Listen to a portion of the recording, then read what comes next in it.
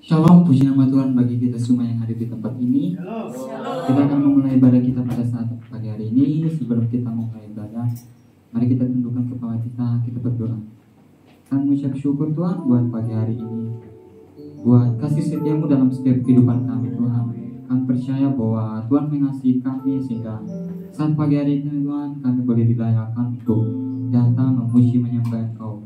Persiapkanlah kami Tuhan, biarlah kami membawa hati kami di hadapan-Mu dengan kesungguhan kami Tuhan. Kami siapkan hati kami mau memulai ibadah kami pada saat pagi hari ini. Kami yang syukur, haleluya. Kita percaya kita ada di tempat ini oleh karena kemurahan Tuhan. Karena kita tahu Tuhan mengasihi hidup kita sehingga pada saat pagi hari ini ada di tempat ini oleh karena kemurahan Tuhan. Sebab itu kita datang mengucap syukur di hadapan Tuhan.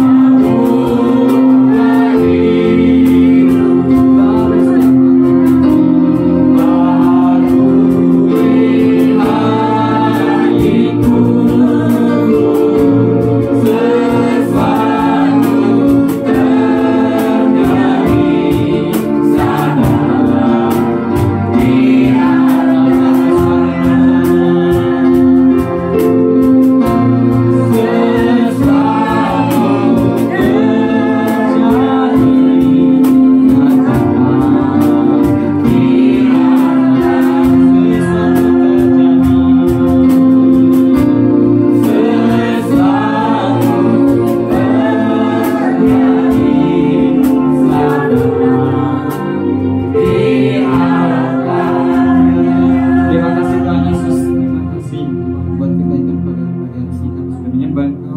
Biarlah sebentar lagi kami akan memuji, lebih lagi mau bersorak bagi nama Tuhan. Yang percaya boleh katakan amin. Haleluya. Gimana sukacitanya pada saat pagi hari ini? Haleluya. Kita percaya kita ada di tempat ini oleh karena kemurahan Tuhan. Sebab itu biarlah hari ini adalah hari yang penuh dengan sukacita. Kita naikkan pujian kita. Kecaplah dan lihatlah.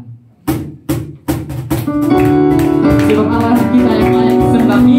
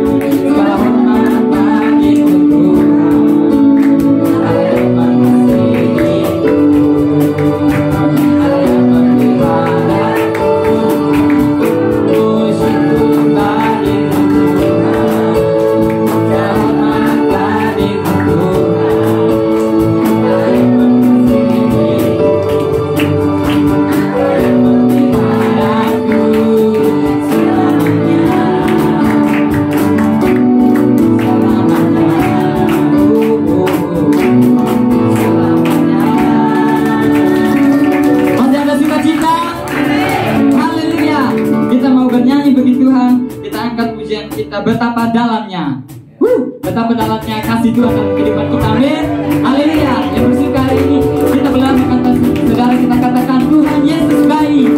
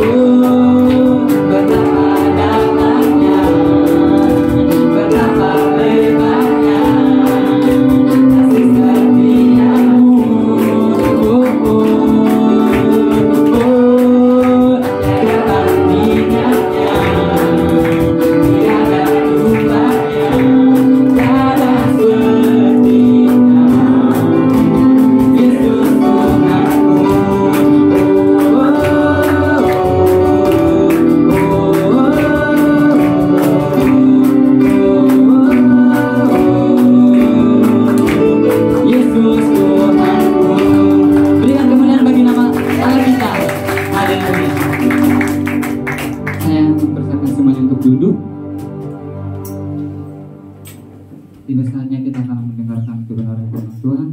Siapkan hati dan pikiran kita untuk menerima setiap firman yang disampaikan oleh hamba-Nya. Biarlah firman yang disampaikannya boleh tertanam dalam setiap kehidupan kita dan menjadi rema dalam kehidupan kita. Kita naikkan pujian kita, awan kemuliaan.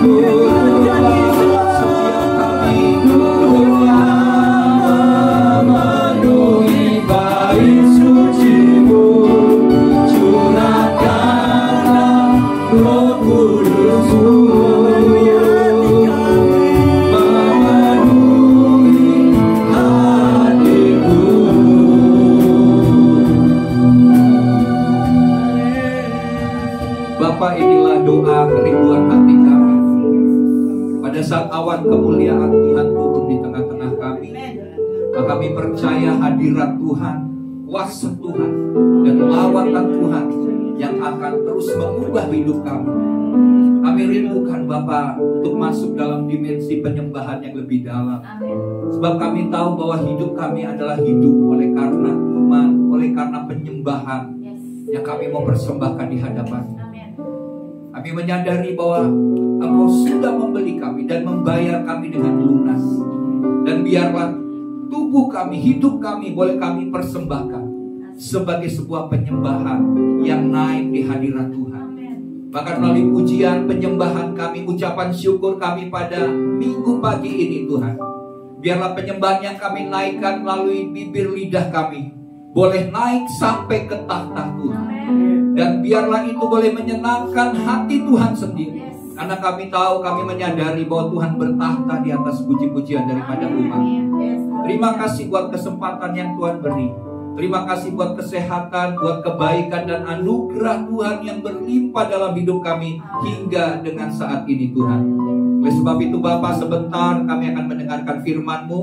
Mari Roh Kudus urapi hamba-Mu, urapi setiap kami dengan hikmat kewahyuan. Berikan mata rohani kami boleh melihat kebenaran-kebenaran firman-Mu. Tuhan yang mencelikan mata roh kami, berikan kami telinga seorang murid untuk mendengarkan firman-Mu, sehingga kebenaran-kebenaran yang kami dengar bukan saja menjadi sebuah pengetahuan, tetapi firman Tuhan itu boleh menjadi rema, boleh menjadi kekuatan, boleh menjadi dasar keyakinan kami, untuk kami boleh melakukan firman-Mu seturut dengan kehendak-Mu. Terima kasih Bapa, mari Roh Kudus terus ambil alih akan ibadah ini, dan segala pujian, segala hormat, segala kemuliaan hanya bagi Tuhan Yesus Kristus. Kita semua yang siap mendengarkan firman bersama katakan amin. Amin. Oke. Ya, bagi yang sekolah minggu boleh turun ke bawah, dan guru sekolah minggu dan anak-anak. Oke. Ya, shalom. Puji Tuhan. Hari ini kita bersyukur kembali kita masuk di bulan April ini. Kalau kita tahu dalam bulan April ini, Jumat depan kita akan masuk dalam ibadah Jumat Agung, yaitu kematian Yesus. Kita akan memperingati hari Jumat Agung. Dan pada hari Minggu kita akan merayakan Paskah, yaitu hari kebangkitan Kristus dari orang mati. Ya. Nah, ini adalah hari-hari penting, dan minggu-minggu ini sebenarnya disebut sebagai minggu-minggu persiapan persengsara Yesus di atas kayu salib. Nah, hari ini Bapak Ibu Saudara, kita akan mendengarkan firman Tuhan dengan tema adalah menyalibkan kedagingan. Karena kita tahu bahwa Yesus sudah disalibkan, ya, dan kita juga sudah disalibkan, ya. Disalibkan dalam hal ini bukan seperti orang yang menyalibkan daging berarti bersedia untuk mati, ya, bersedia untuk disalibkan, digantung di atas kayu salib. Bukan seperti itu tentunya, tapi disalibkan di sini artinya segala keinginan, segala hal-hal yang berasal dari dosa itu sudah disalibkan bersama dengan Kristus. Oke, mari kita lihat firman Tuhan yang akan menjadi dasar renungan kita pada minggu pagi ini, yang terambil di dalam Galatia pasal yang kelima, ayat yang ke-16 sampai dengan ayat yang ke-26. Saya akan bacakan ayat yang ke-16. Nanti Bapak Ibu Saudara baca ayat yang ke-17. Kita akan berganti-gantian sampai dengan ayat yang ke-26. Oke, sudah dapat semua ya? Yang bisa juga boleh lihat di layar untuk firman Tuhan. Perikopnya adalah hidup menurut daging atau roh. Maksudku ialah hiduplah oleh roh, maka kamu tidak akan menuruti keinginan daging.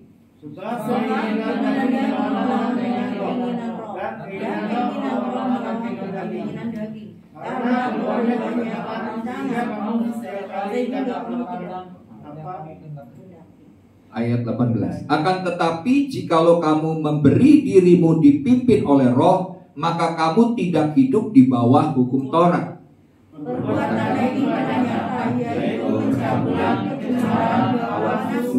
Penyembahan berhala, sihir, perseteruan, perselisihan, iri hati, amarah, kepentingan diri sendiri, percideraan, roh pemecah,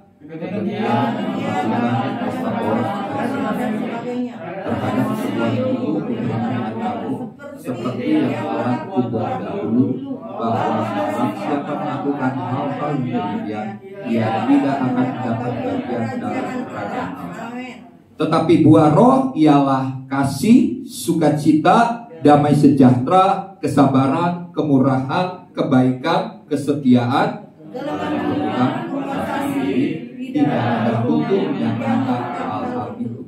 Barang siapa menjadi milik Kristus Yesus, ia telah menyalibkan daging dengan segala hawa nafsu dan keinginannya. Kalau kita hidup oleh roh, baik-baiknya kita juga dipimpin oleh roh. Dan janganlah kita gila hormat, janganlah kita saling menantang dan saling mendengki. Bapak Ibu Saudara, dari ayat yang kita baca yang akan menjadi dasar firman Tuhan ini, kita baca di dalam Galatia 5 ayat 24 ya. Mari kita membaca bersama-sama ayat yang ke-24. 1, 2, 3. Barang siapa menjadi milik Kristus Yesus, ia telah menyalibkan daging dengan segala hawa nafsu dan keinginan. Di dalam ayat ini ada sebuah tanda, pertanda bahwa kita ini adalah orang percaya, atau kita ini adalah milik Kristus. Betul kan? Kita percaya bahwa Yesus sudah menebus kita dari dosa, dan berarti kita ini bukan milik kita lagi, tetapi milik Kristus. Dan tandanya dikatakan bahwa siapa menjadi milik Kristus, ia telah menyalibkan daging dengan segala hawa nafsu dan keinginannya. Dan jadi di sini jelas, kalau kita menyadari bahwa kita adalah milik Kristus Yesus, maka kita telah menyalibkan daging. Keinginan-keinginan daging, keinginan-keinginan dunia, hawa nafsu daging, itu sudah disalibkan sebagaimana Kristus sudah disalib.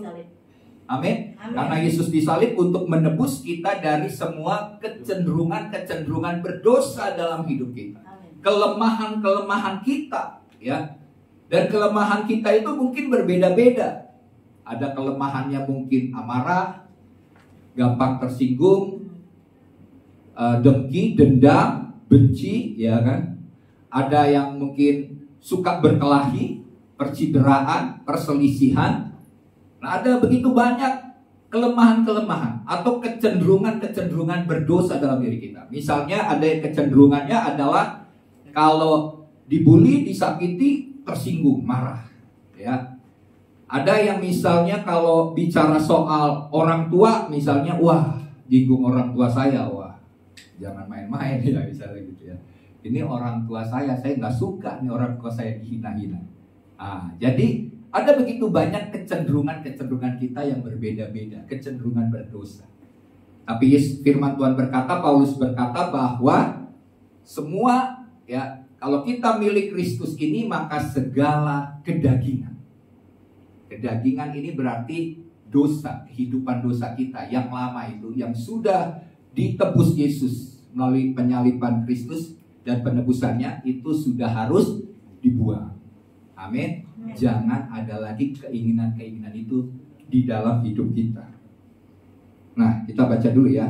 Nah, kemerdekaan secara rohani itu karena anugerah melalui karya penebusan Kristus. Jadi jelas bahwa kita ini sudah menjadi merdeka. Kita memiliki kemerdekaan karena Kristus. Ya, bukan karena perbuatan baik kita, bukan karena usaha kita mendapatkan keselamatan. Tapi itu semua dianugerahkan. Amin. Anugerah keselamatan itu bukan karena usaha kita, bukan karena sedekah kita, bukan karena perbuatan baik, tapi itu diberikan gratis pada waktu kita percaya akan penebusan Kristus di atas kayu salib. Ya, jadi itulah yang Tuhan sediakan, kemerdekaan secara rohani melalui karya penebusan Kristus. Nah, tetapi bagian kita adalah waktu kita percaya bahwa Yesus sudah menebus segala kecenderungan berdosa dalam hidup saya, ya, tapi ada natur kedagingan yang kadang-kadang bisa timbul, benar gak? Misalnya kita sudah percaya Yesus sudah nebus dosa kita, tapi kan kita masih kadang-kadang berbuat dosa. Oleh karena apa? Ada natur kedagingan, ya, yang harus terus disalibkan. Dan kita percaya bahwa natur kedagingan itu juga sebenarnya sudah, ya, disalibkan bersama dengan Kristus. Tapi kadang-kadang itu bisa muncul. Dan oleh sebab itu kita harus terus menyadari bahwa misalnya Ferdinand, yang lama itu engkau sudah mati. Dan terus kita ingatkan, Ferdinand, itu hidup lama kamu. Kamu sudah gak boleh lagi menjadi seperti itu. Karena itu adalah yang lama. Yang baru dalam diri saya sebagai ciptaan baru adalah gak seperti itu. Gitu ya. Jadi terus menerus kita akan berjuang. Karena Paulus sendiri mengatakan bahwa dia sendiri berjuang. Apa yang dia tidak mau berbuat, malah yang dia perbuat itu apa yang tidak dia kehendaki untuk dia perbuat. Ya, dia tahu soal kebenaran. Kita ini kan tahu banyak soal kebenaran, betul ya? Ada hal yang Tuhan bilang gak boleh. Tapi seringkali kita malah melanggar. Kita memberontak. Karena kenapa? Ada natur kedagingan kita yang seringkali timbul. Dan untuk itu kita harus menyalipkan keinginan-keinginan itu. Supaya semakin hari semakin kita menjadi orang yang akurat, sempurna di hadapan Tuhan. Karena Tuhan mau tujuan hidup kita menjadi seperti Yesus. Amin. Oleh sebab itu kita harus terus untuk menyalibkan semua kedagingan kita, karena Kristus sudah menyalibkannya di atas kayu salib semua dosa-dosa kita. Nah, setelah itu barulah kita menjadi orang yang lahir baru. Setelah kita percaya kepada Yesus, kita jadi lahir baru, atau kita adalah ciptaan yang baru. Sadari bahwa diri kita adalah ciptaan yang baru. Ingatkan terus dalam dirimu bahwa engkau adalah ciptaan yang baru. Kalau ada keinginan-keinginan dunia, kehidupan kita yang lama, misalnya dulu kita seorang narkoba, ya, maka kita harus lawan keinginan-keinginan itu. Kan seringkali keinginan itu timbul, ya. Udah 1 tahun lepas dari narkoba, bisa aja lagi nggak mood, lagi galau, lagi bete misalnya, timbul lagi keinginan untuk narkoba. Keterikatan berdosa kita, misalnya dulu sudah meninggalkan dosa berzina, tapi tahu-tahu timbul lagi pengen melakukan hal-hal itu. Atau misalnya dosa-dosa yang lain. Nah, itu yang harus terus kita sadari, kita harus menyalibkan kedagingan, karena semua dosa-dosa kita itu sudah ditanggung Yesus di atas kayu salib. Ya. Nah, jadi di sini kita akan mengalami kelahiran baru, dan hasil dari kelahiran baru itu kita akan menghasilkan buah Roh Kudus. Buah ini bukan 9 buah, ya, tapi dikatakan buah Roh Kudus, tidak dikatakan buah-buah Roh Kudus. Ya, jadi di dalam 1 buah itu ada 9. Ya, kalau mau dibilang 1 buah itu ada 9 rasa. Nah, rasanya ya nano-nano gitu ya tentunya, ya. Nah, demikian juga, jadi bukan 1 buah, berarti 1 buah buahnya kasih. Ada buah damai sejahtera, ada buah sukacita. Kalau misalnya belum punya kebaikan, berarti kita harus kejar lagi buah itu. Enggak. Tapi di dalam 1 buah itu harus ada apa? Kasih, sukacita, damai sejahtera, kesabaran, kemurahan, kebaikan, kesetiaan, kelemah lembutan, dan penguasaan diri. Itu dalam 1 buah. Itu baru kita disebut sebagai orang yang menghasilkan buah Roh Kudus. Kalau baru punya 3 rasa ini atau 3 karakter ini, itu belum menghasilkan buah Roh Kudus. Ya, jadi jelas di dalam ayat ini, yaitu di dalam Galatia 22 ayat 23, saya akan baca sebagai dasar, dikatakan begini. Tetapi buah roh ialah kasih, sukacita, damai sejahtera, kesabaran, kemurahan, kebaikan, kesetiaan, kelemah lembutan, dan penguasaan diri. Tidak ada hukum yang menentang hal-hal itu. Ya, jelas ya, di sini kita harus menyalibkan kedagingan, dan kita akan mengalami kelahiran baru, kita adalah ciptaan yang baru, dan kemudian kita akan menghasilkan buah Roh Kudus. Nah, di kalimat ini dikatakan, namun pertobatan atau penyaliban kedagingan itu adalah sebuah proses yang membutuhkan tindakan aktif dari kita. Amin. Jadi kalau kita mau menyalibkan kedagingan kita ini harus ada tindakan aktif. Pertobatan itu tidak cukup sekali. Amin. Pertobatan itu harus terus menerus setiap hari, bahkan setiap saat. Karena kita tahu kalau kita nggak membuat keinginan daging itu menjadi semakin lemah, keinginan daging itu akan semakin kuat. Karena firman Tuhan berkata, roh memang penurut, tetapi daging kita lemah. Oleh sebab itu Yesus berkata apa? Berjaga-jagalah dan berdoa. Nah, ya, jadi ada begitu banyak kedagingan-kedagingan dalam hidup kita, kecenderungan berdosa.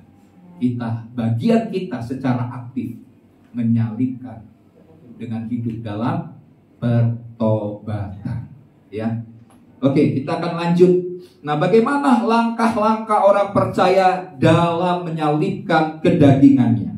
Ya, kita harus tahu langkah-langkah supaya kita bisa menyalibkan kedagingan kita, supaya kita menjadi umat Tuhan yang bersih, umat Tuhan yang murni, umat Tuhan yang kudus, tidak bercacat celah, sehingga kita akan diangkat menjadi mempelai Tuhan yang kudus, menyambut kedatangan Tuhan sebagai sang mempelai.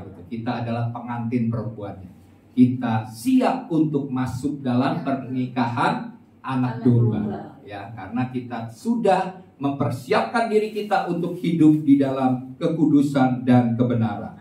Nah, kita akan lihat langkah-langkah orang percaya dalam menyalibkan kedagingannya. Karena di dalam ayat firman Tuhan berkata bahwa kalau kita hidup dalam kedagingan, kita tidak mendapat bagian dalam kerajaan Allah.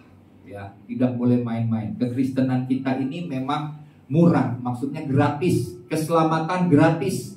Tapi untuk membuat kita bisa masuk surga ini ada harga yang harus dibayar. Salah satunya adalah hidup dalam pertobatan, dalam kekudusan, melakukan firman Tuhan, hidup dalam kebenaran. Itu merupakan harga mati, ya, nggak bisa digantikan dengan apapun juga. Oke, yang pertama tidak lagi hidup menurut kedagingan. Saya akan bacakan ayat yang ke-19 sampai dengan ayat yang ke-21. Firman Tuhan berkata begini, perbuatan daging telah nyata, yaitu percabulan, kecemaran, hawa nafsu, penyembahan berhala, sihir, perseteruan, perselisihan, iri hati, amarah, kepentingan diri sendiri, percideraan, roh pemecah, kedengkian, kemabukan, pesta pora, dan sebagainya. Berarti kalau mau dibilang perbuatan daging ini banyak ya. Kalau mau disebut lebih dari yang Paulus katakan gitu ya. Kalau saya tanya satu-satu, kira-kira bisa ada yang nambahin kan? Kan banyak gitu. Dan sebagainya. Ya kita bisa jujur. Salah satunya misalnya nih, yang gak tertulis di sini, kesombongan. Betul kan? Apalagi yang tidak tercantum di dalam kata-kata yang ditulis oleh Paulus. Hah? Ada nggak kira-kira? Kebohongan, dusta, betul nggak? Itu semua, itu perbuatan daging, itu adalah perbuatan dosa. Dan kita harus menyalibkan. Nah, Paulus katakan begini di dalam ayat 19, perbuatan daging telah nyata. Berarti kalau lawannya nyata apa? Jelas. Jangan bilang tidak nyata ya, sama juga ya. Jawaban anak SD juga tahu gitu ya. Berarti kalau nyata itu kan jelas. Lawannya apa? Kurang. Ya, khayalan ya kan? Menghayal gitu ya. Nyata ya nyata, kalau nggak nyata ya bukan burem ya. Ngayal gitu ya. Nah, tapi dikatakan perbuatan daging itu telah nyata. Nyata di sini berarti kelihatan. Benar nggak? Dulu perbuatan daging itu mestinya ya seharusnya disembunyikan. Tapi perbuatan daging itu sudah semakin nyata, apalagi di zaman sekarang. Orang sudah berani menyatakan dirinya melakukan dosa dengan tidak takut dan tidak malu. Benar kan? Di-upload di YouTube tindakan-tindakannya yang orang menipu kok tapi seneng gitu ya. Nah, inilah yang sedang terjadi di akhir daripada akhir zaman. Ini aja sudah dikatakan ada contoh-contoh Paulus katakan yang udah jelas percabulan, kecemaran, hawa nafsu. Tapi yang misalnya yang Paulus mungkin belum, yang ini yang udah kelihatan jelas, tapi yang nggak kelihatan bisa aja dimunculkan oleh orang-orang yang hidup dalam kedagingan. Ya, misalnya misalnya berjudi, misalnya, atau misalnya terikat dengan di sini kan nggak ditulis obat-obatan misalnya, minuman keras begitu ya, kemabukan sudah ada ya di sini. Nah, kita bisa banyak perbuatan-perbuatan nyata, perbuatan-perbuatan daging yang sudah nyata dan dimunculkan. Saya kemarin melihat sedih juga sih, ada video ya, ibu-ibu yang masih muda juga sih, ibu muda gitu ya, mukulin suaminya yang sedang sakit stroke gitu ya. Sudah lihat gak videonya? Waduh, kok bisa? Nggak tahu siapa yang upload. Pastinya tentu bukan orang itu ya, karena bisa jadi masalah gitu ya.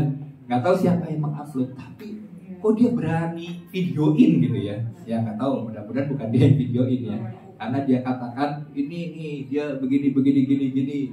Dia ceritain gitu, berarti kan dia sengaja untuk membuat videonya, tapi nggak tahu siapa yang menguploadnya. Nah, di sini perbuatan daging sudah nyata. Mereka berani untuk menyatakan hal yang salah dan menyalahkan hal yang benar. Dan mereka tidak takut-takut lagi untuk berbuat hal yang salah. Ini yang sedang terjadi, perbuatan daging telah. Ya, jadi hati-hati, kita harus jaga hati kita. Kita harus lihat apakah hidup kita malah mencerminkan kedagingan, bukan takut akan Tuhan. Ya, jadi di sini jelaskan bahwa kekristenan itu kehidupan yang diubahkan atau menjadi manusia baru. Ya.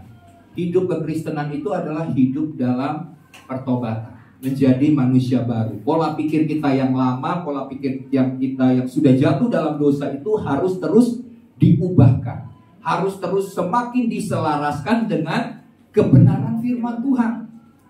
Ya, jangan kita punya kebenaran diri kita sendiri. Kalau kita punya kebenaran diri kita sendiri, maka segala sesuatu kita anggap boleh, halal, wah nggak apa-apa. Ya selama nggak merugikan orang lain, yang penting diri saya lah yang senang. Ya kan, saya kan nggak membuat orang lain susah. Padahal itu adalah perbuatan daging, perbuatan yang tidak sesuai kebenaran. Oleh sebab itu kita sebagai orang Kristen harus belajar hidup untuk mau diubahkan pola pikir kita, cara perasaan kita, pikiran, perasaan, tindakan kita harus semakin selaras dengan firman Tuhan. Ya, kalau enggak dunia ini akan kehilangan kebenaran. Dan kalau dunia ini sudah kehilangan apa yang benar, maka dunia ini akan bertambah hancur. Makanya firman Tuhan berkata begini, kalau orang benar hampir-hampir tidak diselamatkan. Kenapa tidak diselamatkan? Karena mereka tidak melakukan firman, tidak melakukan kebenaran. Apa jadinya dengan dunia ini? Betul kan? Ini tanggung jawab kita sebagai orang Kristen. Jangan biarkan dunia sekeliling kita menjadi hancur. Kita biarkan karena kita tidak berani menyatakan kebenaran firman. Padahal sudah tanggung jawab kita. Kenapa bangsa Israel dipilih Tuhan? Tujuannya adalah supaya bangsa Israel menjadi teladan, menjadi berkat. Betul kan? Tetapi bangsa Israel menolak itu. Tidak mau menjadi berkat, padahal mereka adalah imamat yang berkerajaan, imamat yang rajani. Oleh sebab itu Tuhan membangkitkan orang-orang pilihannya, ya, yaitu orang percaya, sehingga dia menjadi imamat-imamat yang rajani.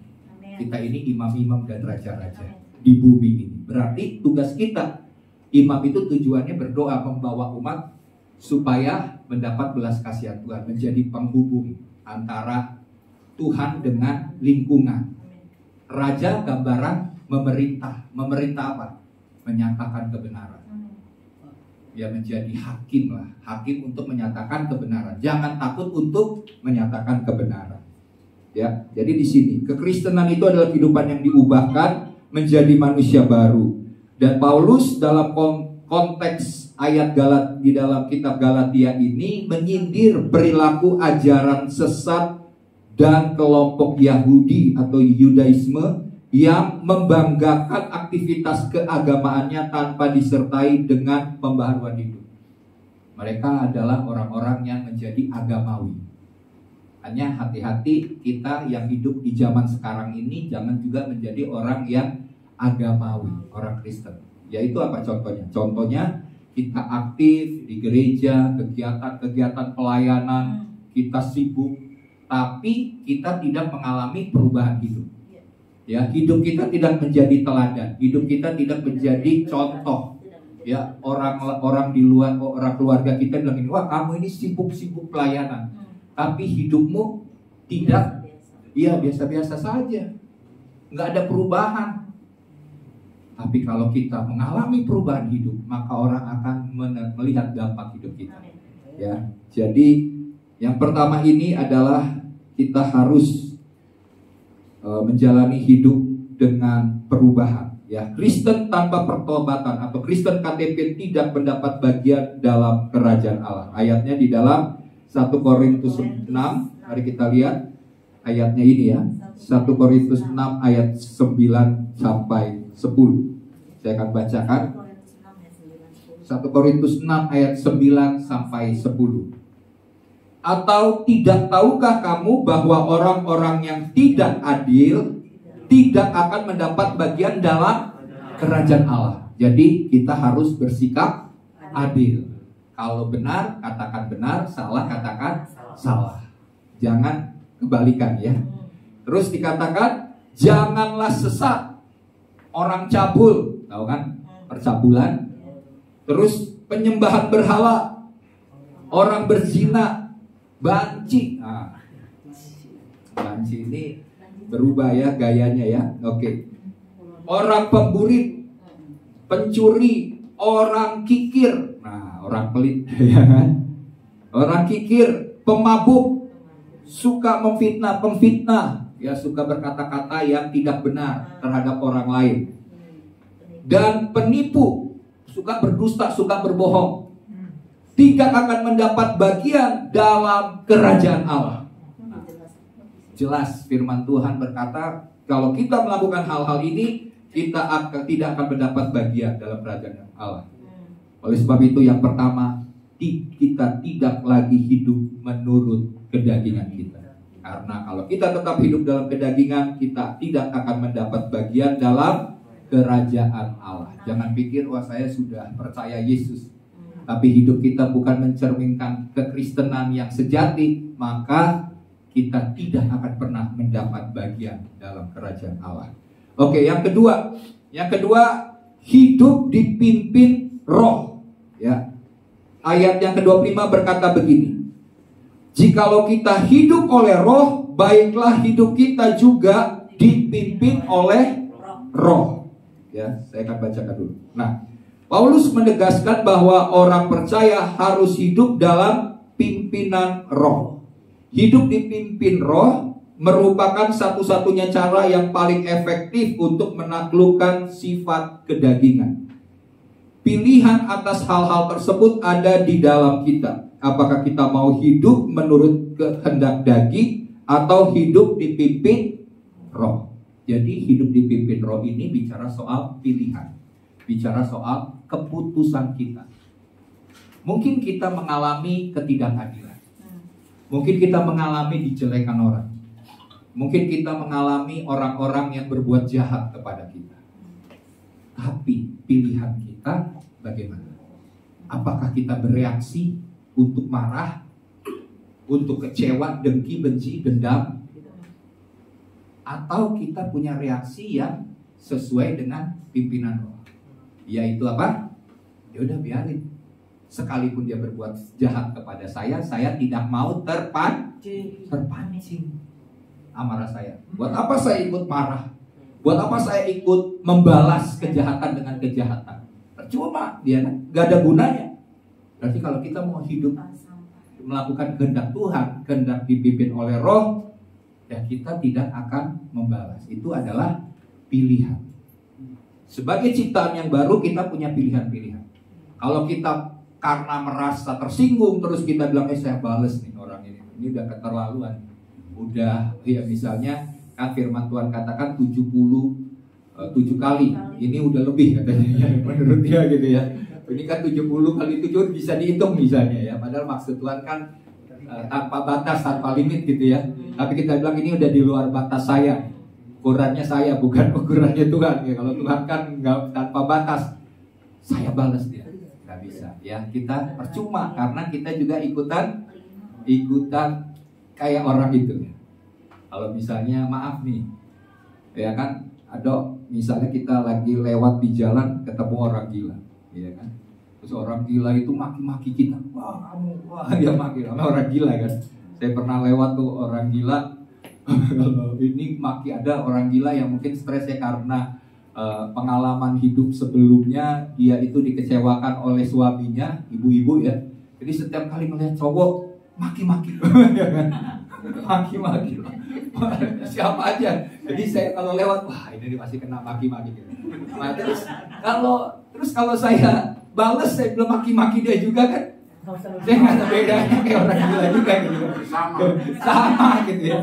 Maki-maki dia marahin saya tambah kamu dasar ya. Sama. Kita nggak ada bedanya. Tapi kalau kita ya udah biarin aja. Ada istilah katakan apa? Anjing menggonggong, gabila berlalu gitu ya. Kita nggak terpengaruh dengan perkataan negatif, dengan perbuatan negatif orang lain. Itu tidak mempengaruhi kita. Itu artinya kita hidup dipimpin oleh Roh. Dan cara satu-satunya adalah hal itu mampu paling efektif untuk menaklukkan sifat-sifat kedagingan kita. Amin. Itu yang jadi dasar. Jadi kalau di dalam ayat ini kita lihat caranya seperti apa. Caranya adalah hidup dipimpin Roh ini sama seperti waktu Yesus ya. Yesus mau disalibkan. Ini baru biasanya kalau perintah Bapa Yesus akan lakukan. Cuman pada waktu mau disalib, Yesus berdoa di Taman Getsemani. Yesus berdoa bagaimana? Ya Bapa, jikalau cawan ini lalu daripada. Tapi ayat terakhir dia katakan apa?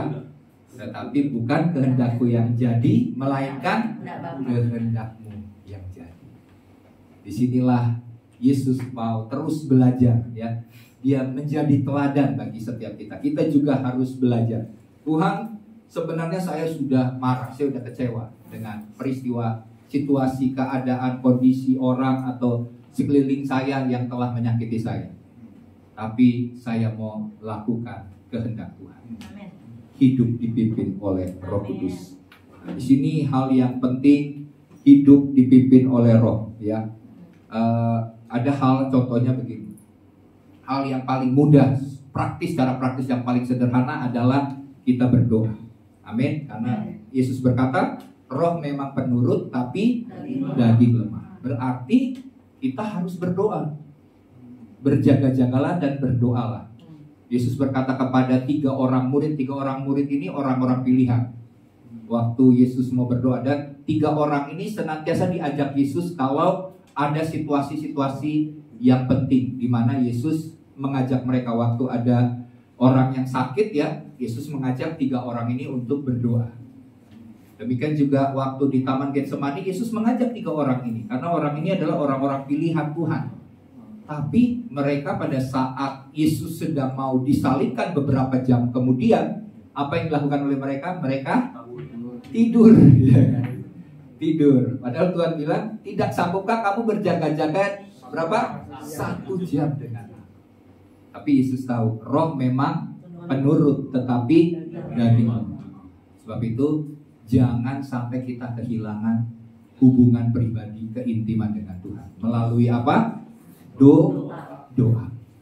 Karena waktu kita berdoa, hadirat Tuhan turun atas hidup kita, maka kita akan mampu mengatasi masalah-masalah. Ya, kita akan mampu menghadapi perasaan-perasaan negatif dalam diri kita.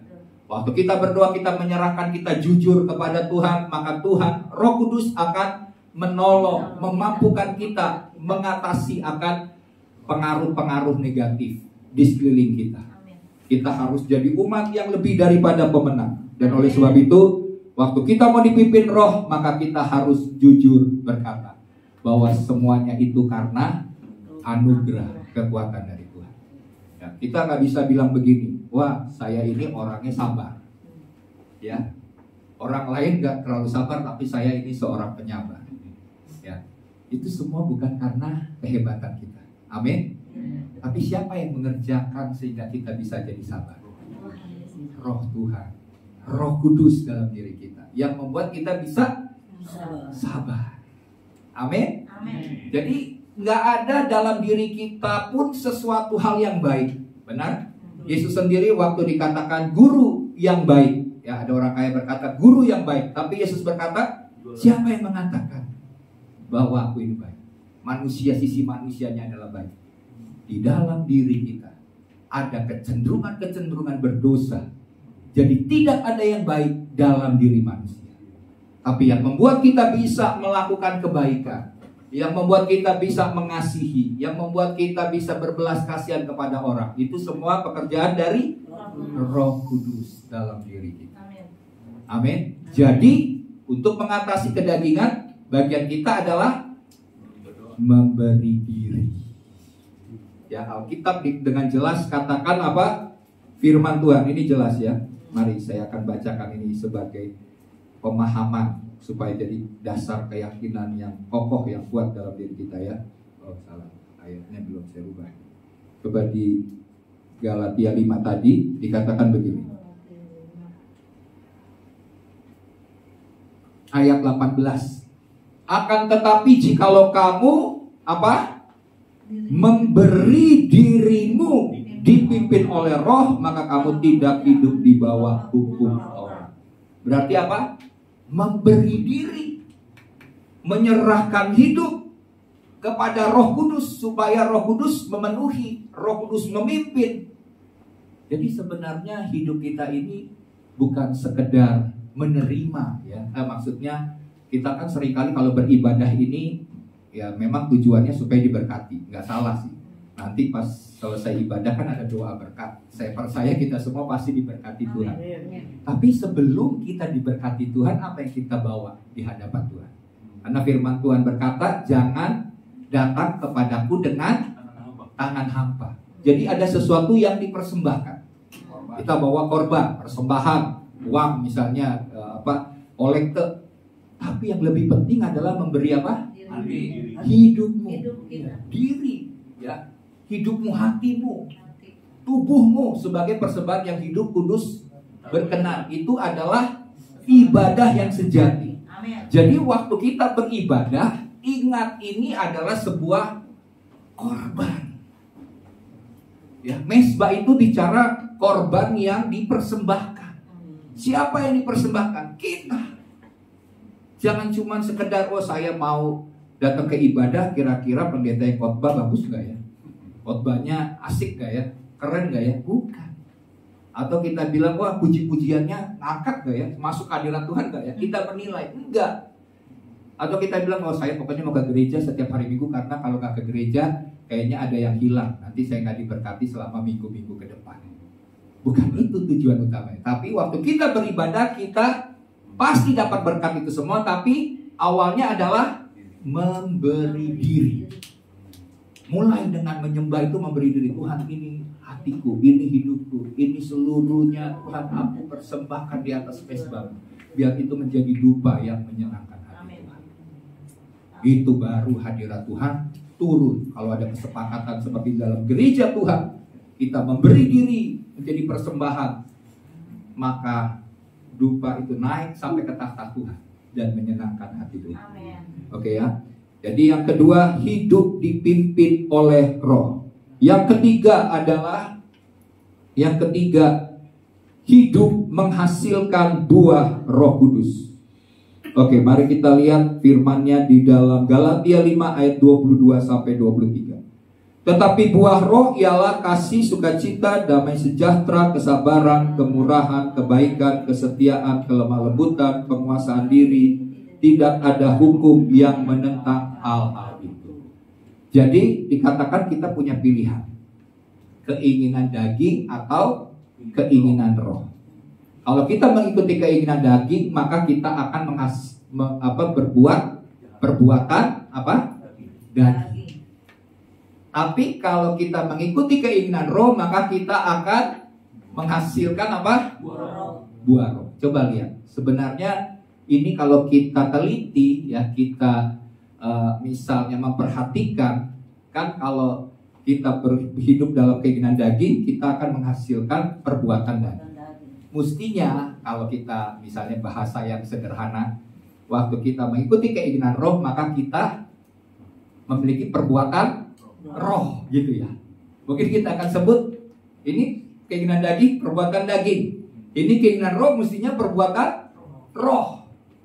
Perbuatan roh itu kalau namanya perbuatan, seakan-akan ada usaha manusia kita, perbuatan kita. Tapi dikatakan waktu kita mengikuti keinginan roh, maka kita akan menghasilkan buah roh. Buah itu tentunya tidak dapat, kalau buah secara fisik ya, buah itu tidak bisa bertumbuh kalau tidak melekat kepada apa? Iya, pokok ya, atau pohon. Kalau dia tidak bergantung kepada pohon, maka tidak akan pernah menghasilkan buah. Demikian juga kita. Kalau kita mau menghasilkan buah Roh Kudus, bukan karena perbuatan baik kita, bukan karena usaha kita, karena segala sesuatu yang kita buat dengan usaha kita, dengan kekuatan kita itu bagi Tuhan itu seperti kain kotor. Tidak akan pernah bisa berkenan di hadirat Tuhan. Kita tidak akan bisa hidup kudus, betul kan? Siapa yang di sini mampu dengan kekuatannya hidup kudus 1 menit aja? Belum tentu kita bisa. Ya, tapi semua itu oleh kekuatan dari Roh Kudus. Oleh sebab itu tadi saya katakan bahwa waktu kita mengikuti keinginan roh, kita akan menghasilkan buah. Buah itu tadi melekat ya kepada pohon, baru kita bisa menghasilkan. Demikian juga kalau kita mau menghasilkan buah Roh Kudus, kita harus melekat kepada Roh Kudus. Kita harus bersekutu dengan Roh Kudus. Kita harus tinggal dalam hadirat Tuhan. Ya. Sebab firman Tuhan berkata, kamu tidak akan bisa berbuat apa-apa tanpa kamu tinggal di dalam firman, di dalam Kristus. Ya, perumpamaan tentang pokok anggur kan jelas ya. Kamu adalah ranting, ya kan? Bapak di surga adalah pengusahanya. Aku adalah pokok anggur yang benar. Kalau kamu mau menghasilkan buah yang lebat, kamu harus melekat kepada pokok anggur, yaitu firman Tuhan. Ya. Jadi waktu kita melekat kepada Roh Kudus, memiliki keintiman dengan Tuhan, maka kita akan menghasilkan buah Roh Kudus. Nah, setiap perjuangan selalu ada indikator keberhasilan. Betul kan? Kalau kita berjuang, kita memastikan bahwa berhasil enggaknya harus ada indikator. Ya, dan indikatornya adalah apa? Dalam konteks hidup menyalibkan kedagingan. Kan kita pikir gini, memang sih perbuatan daging itu nyata, bisa kelihatan. Tapi kan ada yang itu yang dinyatakan, tapi yang tersembunyi banyak. Benar ya, perbuatan-perbuatan daging yang tersembunyi banyak, yang kita anggap bagi orang mungkin kadang-kadang gini. Ada yang nggak tahu bahwa itu nggak boleh. Oke, nggak apa-apa.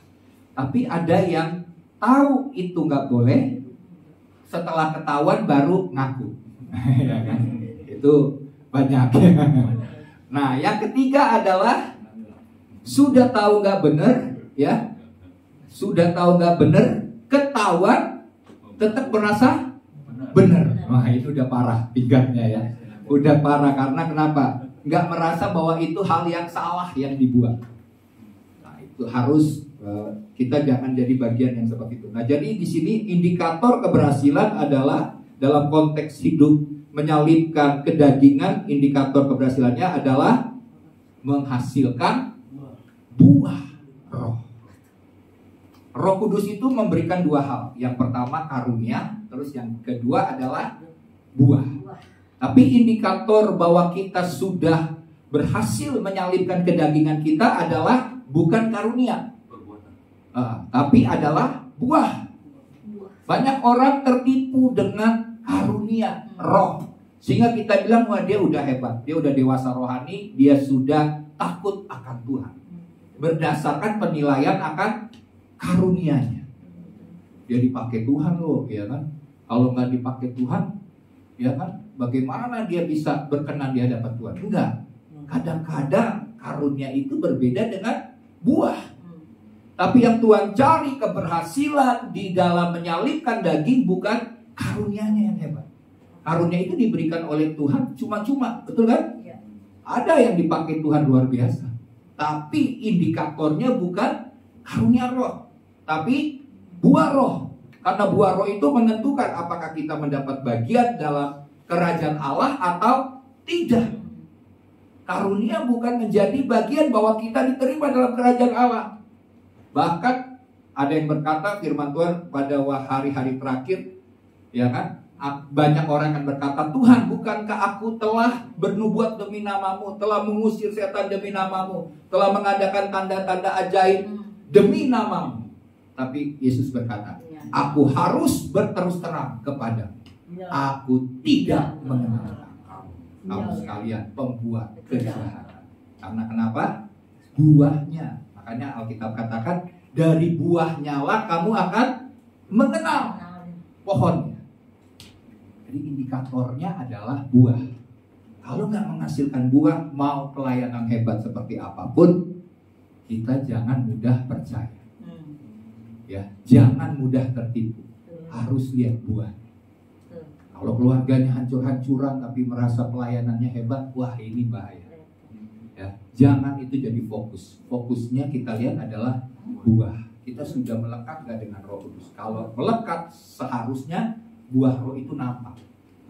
Tapi kalau nggak melekat, maka tidak akan menghasilkan buah.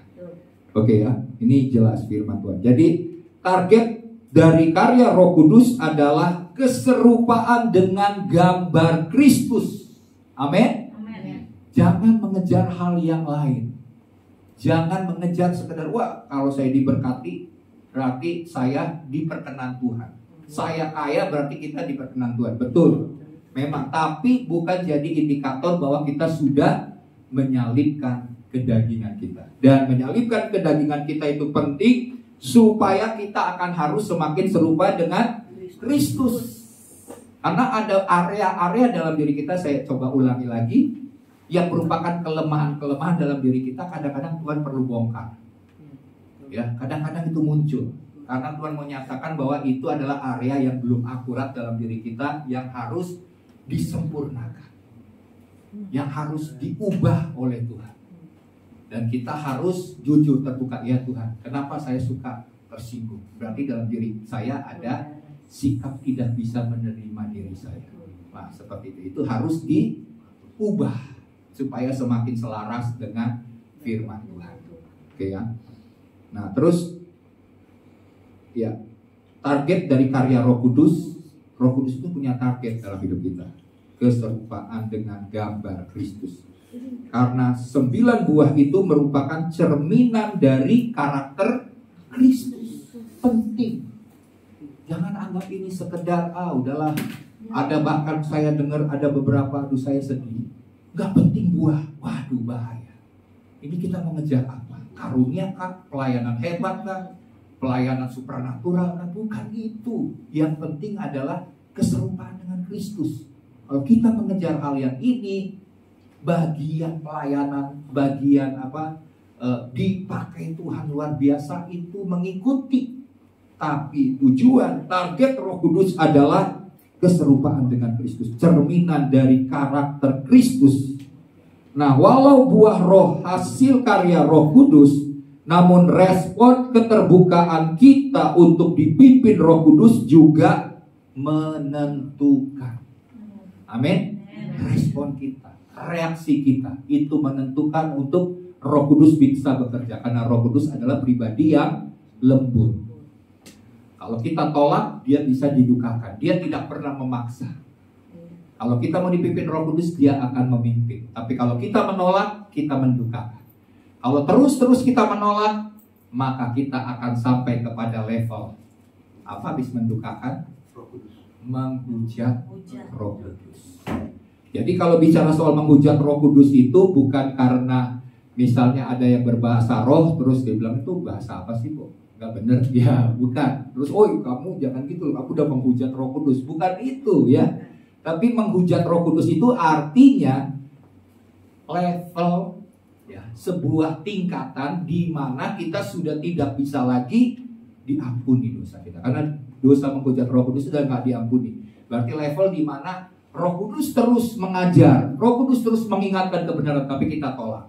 Kita tolak sampai akhirnya ke level sudah tidak bisa diampuni karena sudah menghujat Roh Kudus. Ya, jadi itu bicara soal tingkatan. Oke ya, jadi buah Roh Kudus, hasil karya Roh Kudus, ada respon.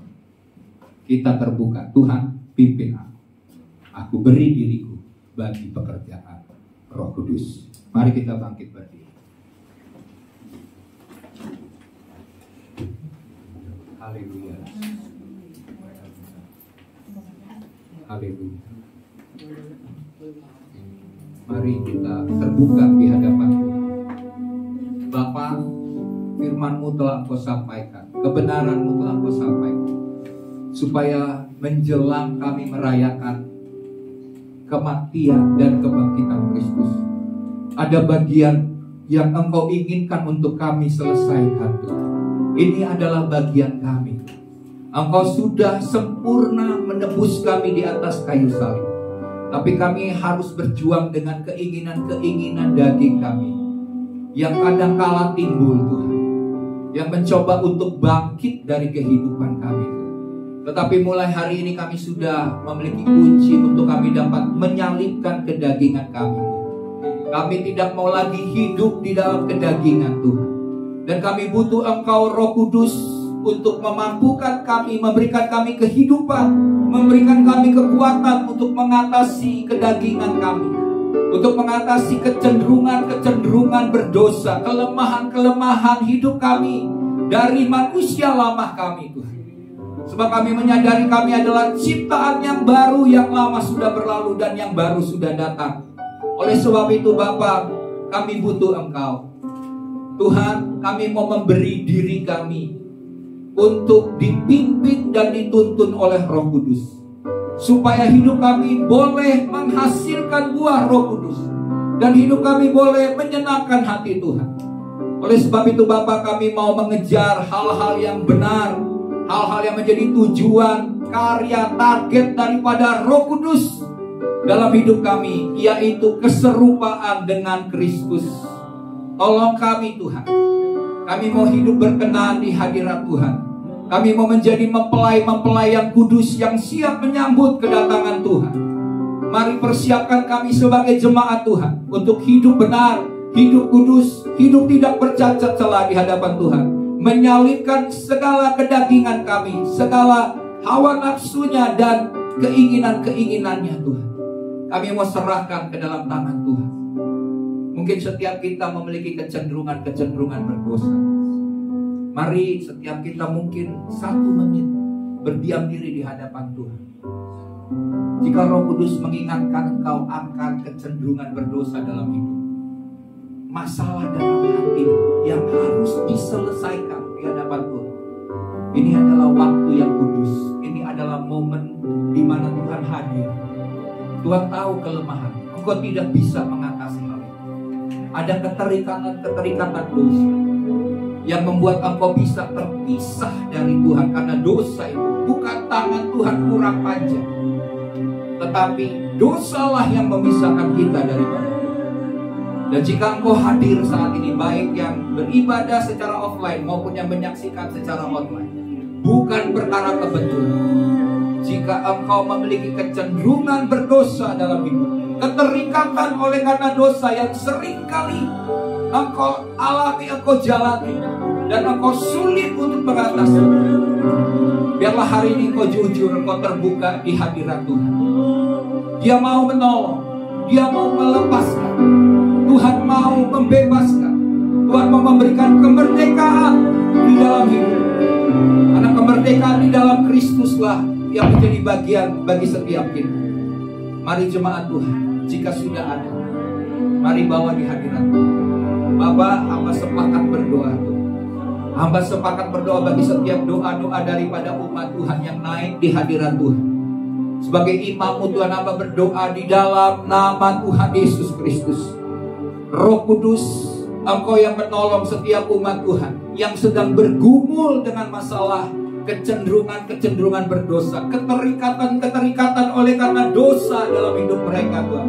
Hamba berdoa dalam nama Tuhan Yesus. Segala dosa, pelanggaran, kesalahan, pemberontakan kami yang menentang pengenalan yang benar akan Tuhan, kami hancurkan dalam nama Yesus Kristus. Kami patahkan setiap ikatan-ikatan, setiap belenggu-belenggu yang mengikat umat Tuhan saat ini dalam nama Yesus. Dilepaskan, dibebaskan dalam nama Yesus. Supaya kami mengalami sebuah terobosan yang baru dalam kehidupan kerohanian. Dan biarlah mulai hari ini kami akan bertumbuh di dalam iman kepada anak Allah yang hidup dan yang telah mengasihi kami, yang telah mati bagi dosa-dosa kami. Terima kasih Bapa buat kelahiran baru. Kami adalah ciptaan yang baru di dalam Yesus.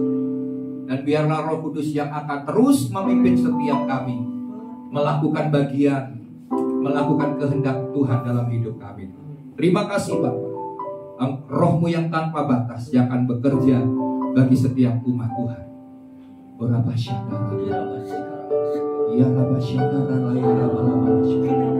Terima kasih Tuhan, berikan hati yang baru, roh yang baru, hati yang taat, bukan hati yang keras lagi, tapi hati yang mau mengikuti kehendak Tuhan. Terima kasih buat pengampunan, terima kasih buat penebusan-Mu.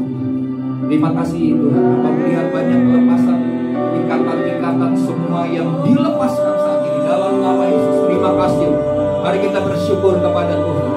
Terima kasih Tuhan buat perbuatan ajaib, buat pertolongan Tuhan yang dahsyat bagi kami di tengah-tengah umat-Mu saat ini Tuhan.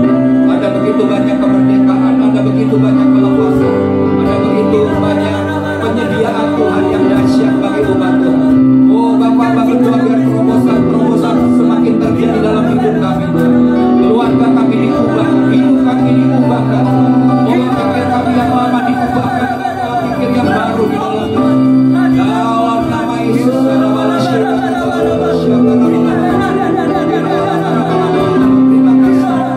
Oh Bapa, berikan kesegaran yang baru, angin yang baru, api yang baru, semangat yang baru, gairah yang baru bagi kami. Oh Bapa,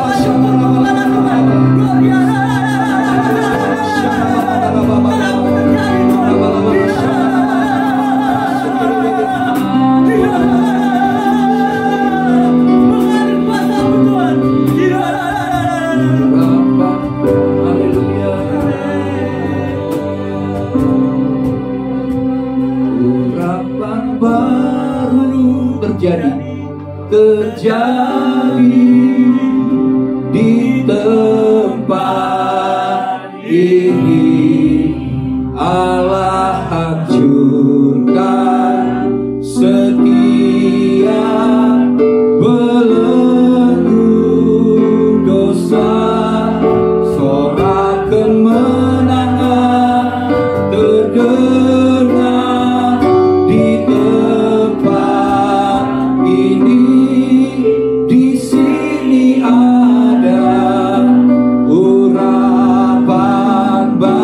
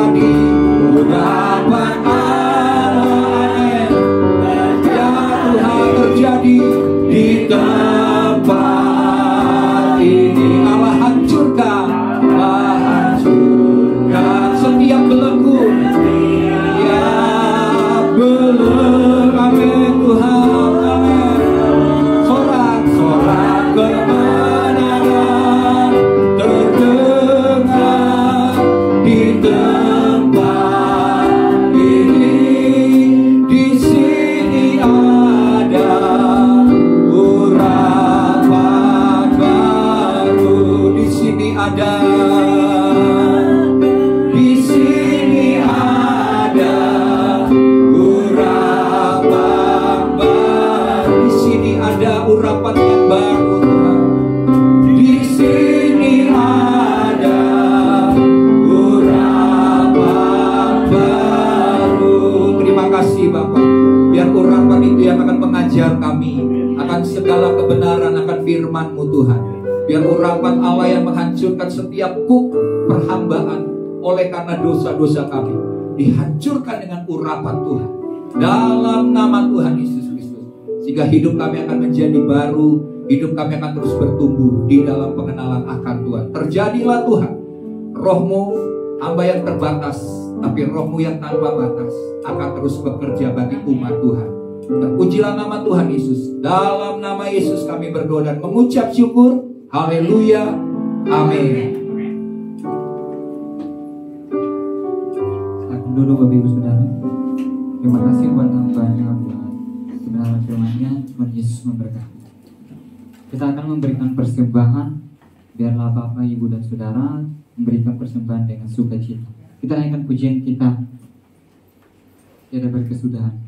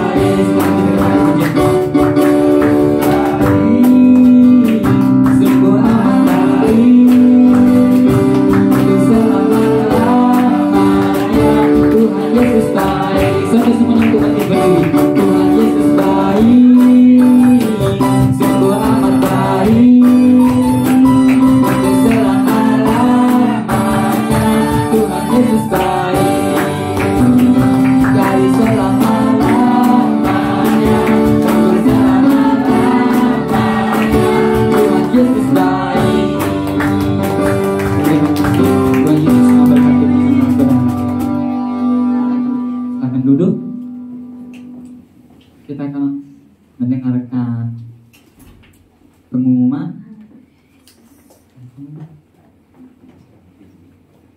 Sebelum semuanya ikut bangkit berdiri, kita akan mengakhiri ibadah kita.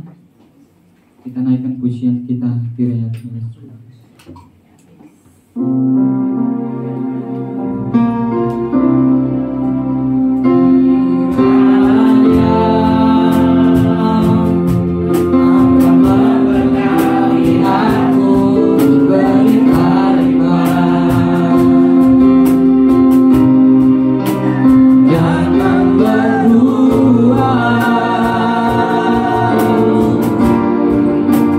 Daerah pulang kiranya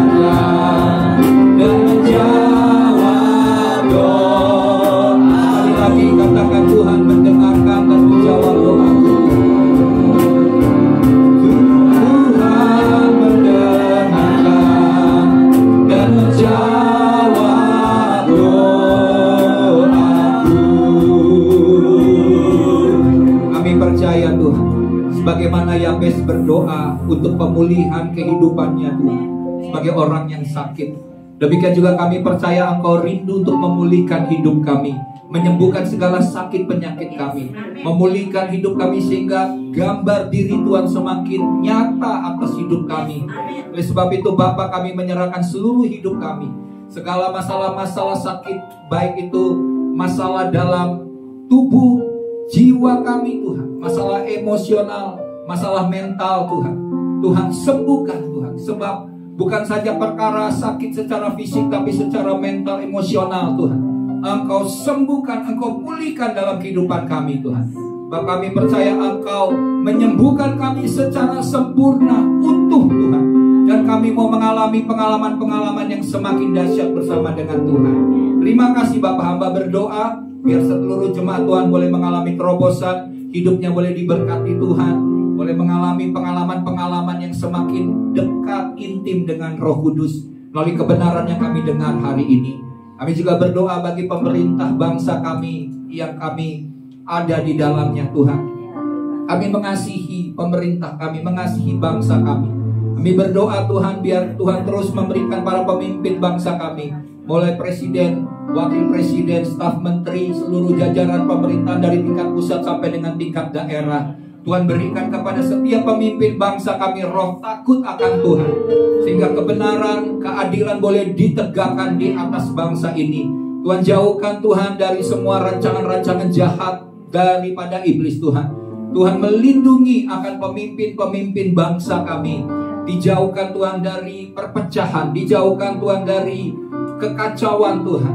Kami berdoa Bapa, semua hal yang coba mengganggu akan bangsa kami ini, semua pekerjaan-pekerjaan kegelapan melalui orang-orang yang berusaha melakukan hal-hal yang jahat Tuhan, kami tolak, kami patahkan dalam nama Tuhan Yesus Kristus. Kami sebagai umat Tuhan akan terus berdoa dan berdiri bagi negeri ini, untuk membawa doa-doa kami di hadirat Tuhan. Biar keamanan, kesejahteraan, perlindungan terjadi atas bangsa kami Indonesia Tuhan.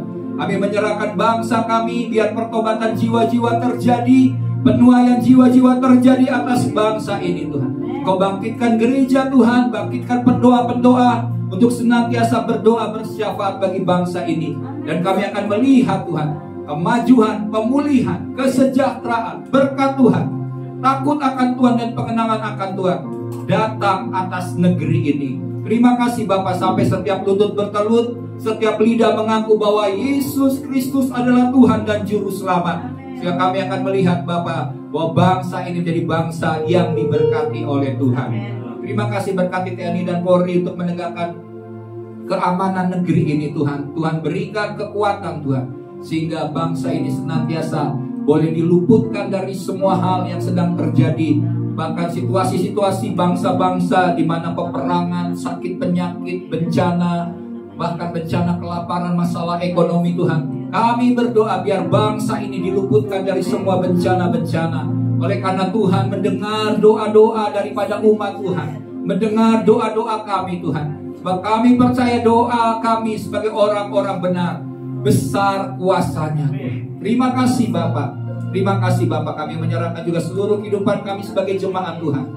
Kami serahkan GBI Alpha Omega dan seluruh jemaat, baik yang ibadah secara offline maupun secara online. Tuhan memberkati setiap kami, dan segala janji-janji Tuhan diberikan kepada kami. Dan kami akan senantiasa bersyukur dan bersukacita, sebab Tuhan menjawab doa kami, dan kami akan hidup di dalam kebenaran-Mu. Terima kasih, dan di penghujung daripada ibadah kami Tuhan, kami percaya berkat Tuhan yang dahsyat, yang luar biasa telah disediakan bagi kami. Mari angkat tangan di hadapan Tuhan. Bapak, ini anak-anak yang mengangkat tangan, menyerahkan hidup kami ke dalam tangan Tuhan. Kami tahu ada sesuatu hal yang spesial dalam setiap kali kami beribadah Tuhan. Oleh sebab itu Bapak, biarlah Tuhan Yesus yang mengurapi kami, yang memberkati kami, yang melindungi kami, yang memelihara kami dengan segala kebaikan-Mu Tuhan. Dan biarlah Tuhan yang menyinari kami dengan wajah-Mu Tuhan, yang memberikan kami damai sejahtera dan kasih karunia. Tuhan yang memberkati segala apapun yang kami kerjakan. Berkat daripada Bapa Surgawi, kasih setia, kasih karunia daripada Tuhan Yesus Kristus, dan persekutuan yang semakin intim dengan Roh Kudus akan membawa kami menjalani hari-hari yang penuh dengan sukacita, ucapan syukur karena kebaikan Tuhan dan pertolongan Tuhan nyata atas hidup kami. Sampai Tuhan Yesus Kristus datang kedua kali menjemput kami, kami tidak kedapatan bercacat celah. Kami akan diangkat di awan-awan dan akan tinggal bersama-sama dengan Tuhan selama-lamanya. Kita semua yang diberkati Tuhan bersama-sama katakan amin.